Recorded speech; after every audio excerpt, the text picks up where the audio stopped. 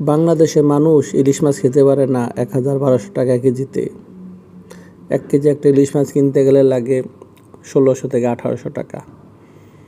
আর আমরা বিদেশে বইসা ১,০০০ টাকা কিলোতে ইলিশ মাছ কিনতে পারি। গত ২ দিন আগে মালয়েশিয়া কোতারায় গিয়েছিলাম, যে দেখতেছি এক একটা ইলিশ মাছের ওজন হয় প্রায় ২ কিলোর মতো, যেগুলো আর কেজি বিক্রি করতেছে ৬৫ টাকা, যেটা যদি বাংলাদেশে কনভার্ট করি প্রায় ১৮০০ টাকার মতো পড়ে। এত বড় একটা ইলিশ মাছ বাংলাদেশে কিনতে গেলে ২,০০০-২,৫০০ টাকার উপরে পড়বে কিলো।